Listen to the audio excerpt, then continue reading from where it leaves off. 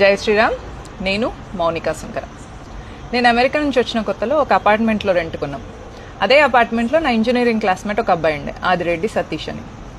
అయితే ఆ అబ్బాయి వాళ్ళ వైఫ్ని ఇంట్రడ్యూస్ చేసినాక ఒకరోజు నేను ఆఫ్టర్నూన్ వాళ్ళ ఇంటికి వెళ్ళిన. తీరా పోయి చూస్తే ఏం తెలిసిందంటే అది గొర్రె.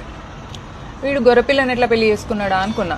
ఎట్లా అని అడిగితే తర్వాత తెలిసింది వాళ్ళిద్దరంటే 10th క్లాస్మేట్స్. వీడు ఇంజనీరింగ్ చేసిన, అది డిగ్రీ కంప్లీట్ అయినాక మళ్ళీ ఇద్దరికి కనెక్షన్ వచ్చింది. సమ్హౌ లవ్ మ్యారేజ్ అయింది.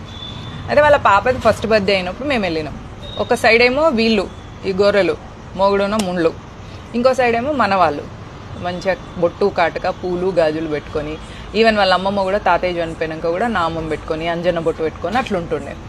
వీళ్ళేమో ఇటు సైడ్ మొహంలో కళ్ళు ఉండదు, ఆ మొహానికి బొట్టు ఉండదు. మస్తు నవ్వుకున్నాం నేను మా వారు. తర్వాత ఒకసారి వాళ్ళ డాడీకి హార్ట్కి స్టంట్ వేసిన తర్వాత ఇదే క్రిస్మస్ టైంలోనే ఆయన నిద్రలో సడన్గా చనిపోయింది. చనిపోతే ఇది క్రిస్టియన్ కోడలి పోరి వాడిని పిండం పెట్టనీయలేదు. ఎందుకంటే బ్యాప్టిజం తీసుకున్నారు కదా, బ్యాప్టిజం తీసుకున్న తర్వాత అంత్యక్రియలు చేయొద్దని అంటే అప్పుడు కూతురికి మనవడు కొడుకుంటే ఆ మనవడితోని అంత్యక్రియలు చేయించాం.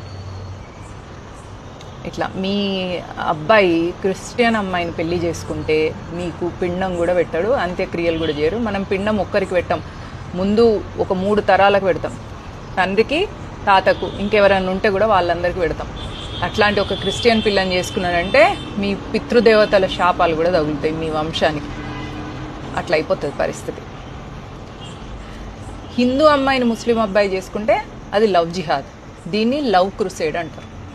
క్రిస్టియన్ అమ్మాయిలు బాగా టార్గెట్లో ఉంటారు మన హిందూ అబ్బాయిల మీద, ఎందుకంటే వాళ్ళ సంఘంలో తక్కువ మంది మగపిల్లలు ఉంటారు కాబట్టి క్రిస్టియన్ అమ్మాయిలందరూ కూడా మన హిందూ అబ్బాయిలను టార్గెట్ చేస్తారు. ఎందుకంటే ఆస్తులు వస్తాయి, ఫ్రీగా మతం మారడానికి కూడా రెడీగా ఉంటారు మగపిల్లలు. కాబట్టి మీ పిల్లలకు మన సంస్కృతి గురించి చెప్పండి. కుల ప్రాంత భాషకు అతీతంగా హిందువులుగా ఉండాలని నేర్పించండి. ఈ కేసులో కూతురికి కొడుకున్నాడు కాబట్టి పిండం పెట్టిండ్రు. ఇవాళ రేపైతే ఒక్కొక్కరే పిల్లలు ఉన్న వాళ్ళ పరిస్థితి ఏంది? మీ అబ్బాయి కానీ ఒకవేళ క్రిస్టియన్ కోడల్ని తెచ్చుకుంటే మీకు పిండం పెట్టరు, ప్లస్ మీ శవాల్ని కూడా బ్యాప్టిజంలోకి మార్చే అట్లాంటి ఆపర్చునిటీస్ అవకాశాలు కూడా ఉంటాయి ఆ చర్చులల్లో క్రిస్టియన్ల దగ్గర. కాబట్టి మీ పిల్లగాడు తప్పిపోయి కూడా క్రిస్టియన్ పిల్లని తెచ్చుకోకుండా జాగ్రత్త పడండి. మీ అమ్మాయి కూడా ఒకవేళ సింగిల్గా ఒకటే ఆడపిల్ల ఉండేదంటే ఎవడైనా ముస్లిం వాడు పెళ్లి చేసుకుంటే దాన్ని ఏం చంపేయడు, ఎందుకంటే ఆస్తి అంతా రావాలి కాబట్టి. దాన్ని అట్లుంటే ఇంకా వాడి వేరే మెయింటెనెన్స్ వేరేది ఉంటుంది. మీరు ఒక హిందూగా మీకు ఒక బాధ్యత ఉంది, మీ పిల్లలకు ఆ బాధ్యతను నేర్పించండి. ఒక భారతీయుడిగా ఈ దేశ నాగరికతను ముందుకు తీసుకెళ్లాల్సిన బాధ్యత కూడా మీ పైన ఉంది, మీ పిల్లల పైన ఉంది. అది కూడా మీ పిల్లలకు నేర్పించండి. జై హింద్, జై భారత్.